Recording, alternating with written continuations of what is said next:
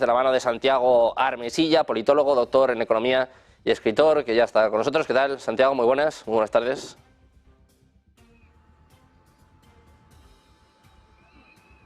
Santiago, ¿qué tal? Muy buenas tardes, encantados de volver a tenerte por aquí, un placer.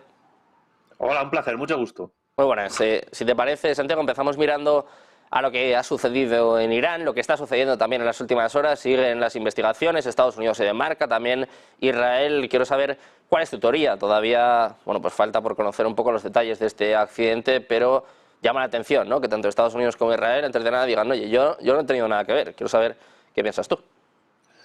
Bueno, en principio lo que se está investigando y lo que se está diciendo incluso desde la propia República Islámica de Irán es que ha sido un accidente y que por lo tanto en ese trágico accidente en el que ha muerto el presidente Raisi y su ministro de Asuntos Exteriores, más otras personas, pues no ha habido intervención de algún tipo de inteligencia, etcétera. Ahora, una cosa es la investigación preliminar y otra cosa es lo que pueda decirse pues dentro de un tiempo, porque con este tipo de acontecimientos que implican un magnicidio o un accidente que podría pensarse que es un magnicidio, mejor dicho, pues siempre pueden haber muchas teorías y seguramente hasta que no pase un cierto tiempo no se van a poder investigar. Perdón. De todas maneras, yo creo que ahora lo que toca es ver cómo podrá responder el régimen iraní y particularmente cómo podrá responder el posible sustituto, que si todo sigue los procedimientos coherentes, va a ser el vicepresidente, Mohamed Mokhber. La cuestión es, ¿qué hará Mokhber si es él el elegido cuando llegue al poder con respecto al accidente de Raisi? No lo podemos saber hasta que no lleguemos a ese tipo de situaciones. Con lo cual, ahora mismo yo creo que las cábalas no pueden evitar movernos en una incertidumbre. Mucha incertidumbre. Quiero preguntarte precisamente por el vicepresidente. Va a tomar, por lo menos de forma interina, el cargo. Va a haber elecciones también el 28 de junio. Quiero que nos describas un poco cómo es y si tiene una postura algo más radical que el propio Raisi, un poco por dónde pueden ir los tiros, por dónde se puede conducir ahora también la política exterior por parte de Irán, que hay que recordar que el ministro de Asuntos Exteriores también falleció en el accidente del pasado domingo. Bueno, yo creo que es un hombre en la línea de Raisi completamente. Hay que recordar que el modelo, digamos, político de Irán es formalmente democrático, pero teocrático al mismo tiempo. Es decir, hay elecciones, hay sufragio universal, hay partidos en disputa, pero todos tienen que seguir la Sharia según lectura chiita. Por lo tanto, la República Islámica de Irán, que seguía por el principio de Vilayat e Faqih, que instauró Khomeini, que sigue su sucesor Ali Khamenei, pues es una teocracia donde el ayatolá es algo así como una suerte de monarca absoluto, entre comillas, porque es una supuesta república, y su sucesor tiene que ser elegido pues por una suerte de comité de sabios teológicos. De todas maneras, yo insisto, es básicamente un hombre de la misma línea del presidente fallecido y no creo que haya muchos cambios. Y bueno, tampoco creo que haya muchos cambios porque normalmente en lo que se refiere tanto en política interna como sobre todo en política exterior, pues los estados al final siempre siguen planes y programas que en gran medida desbordan el actuar de los partidos políticos que están en liza. Esto pasa no solo en las teocracias democráticas como Irán, sino que pasa en las democracias liberales también. Una cosa es lo que hagan los partidos en el gobierno y otra cosa bien distinta es pues lo que digamos el cuerpo de funcionarios del Estado, los servicios de inteligencia o el cuerpo diplomático ya tengan más o menos encauzado desde hace tiempo.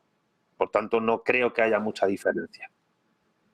Bueno, pues vamos a ver qué diferencias, vamos a ver qué cambios hay en Irán después de este accidente. Como decimos, un accidente que todavía se está investigando, todavía, bueno, mucha incertidumbre, ya no solo en Irán, sino a nivel mundial, por la posible respuesta en el caso de que estas investigaciones pues demuestren que ha habido alguien detrás del mismo. Francisco Javier, quiero preguntarte también por esta cuestión. Ya tenemos con nosotros a Francisco Javier Martínez, analista internacional, geopolítica y geoeconomía, para poner un poquito de luz en este asunto. Francisco, quiero saber ¿cuál es tu opinión? ¿Qué piensas que ha sucedido en Irán y, sobre todo, qué cambios podemos ver a partir de ahora? Si empiezo por la parte final de tu pregunta, parafrasearía una canción de Julio Iglesias, La vida sigue igual. Es decir, las gentes se van, otros que vienen las continuarán. Es decir, no va a haber un cambio, no se prevé ningún cambio absoluto en un régimen teocrático. Hay que entender la naturaleza del régimen, de cualquier régimen político, para poderlo analizar. Como bien indicaba Santiago, es una teocracia, y es una teocracia en donde los poderes entendidos como ejecutivo, legislativo y judicial tienen una duplicidad en paralelo de esta teocracia, que es la que manda. Es decir, existe un Consejo de Guardianes de la Revolución, que son 6 juristas y 6 clérigos alfaquíes, que son los que dictan, por así decirlo, la política legislativa, el contenido de la política legislativa. Hay una asamblea o consejo de expertos de 88 miembros, con el 60% de estos miembros de esta asamblea, en paralelo a lo que es el Parlamento, tienen más de 70 años. Estamos viendo que es un régimen que tiene esta doble legitimidad. Por lo tanto, una es la política derivada de un proceso controlado de elecciones desde arriba, porque los candidatos que se pueden presentar solo son los que son aprobados por este Consejo de Guardianes de la Revolución.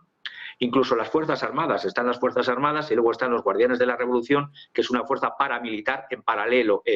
Lo que va a hacer Mohamed Mohber es continuar como presidente interino en un consejo de gobierno donde está también presente el presidente del Parlamento, Muhammad Bakr Kalibaf, y el jefe del Poder Judicial, Golan Hussein Mossekni Ejei.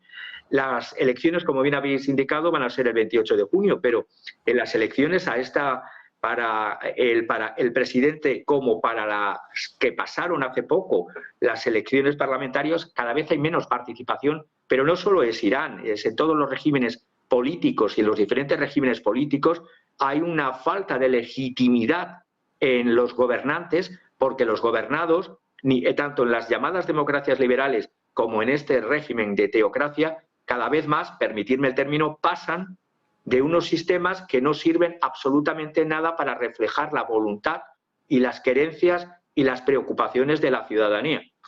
En las elecciones parlamentarias que hubo en el mes de marzo pasado en Irán, participaron un 41% solamente.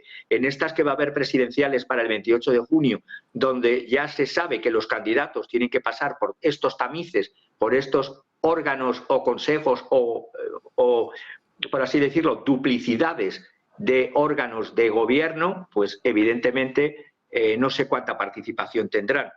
Una teocracia, como todo régimen con tendencia absolutista, una cosa es lo que es el régimen de Irán a nivel geopolítico, geoestratégico internacional, y otro en lo que viven y sufren los ciudadanos de Irán. Las teocracias son paternalistas, clientelistas y se basan en represión. Por lo tanto, no creo que vaya a haber ningún cambio. Digo otra vez, la vida sigue igual, como canta Julio Iglesias. Y en cuanto a la polémica de quién ha sido, pues ya se sabrá, porque incluso el ten con ten pacífico que se quiere no conviene ahora ni para el régimen teocrático de Irán ni para el régimen pseudo religioso de Israel. No les conviene una guerra en abierto, en directo a ambos.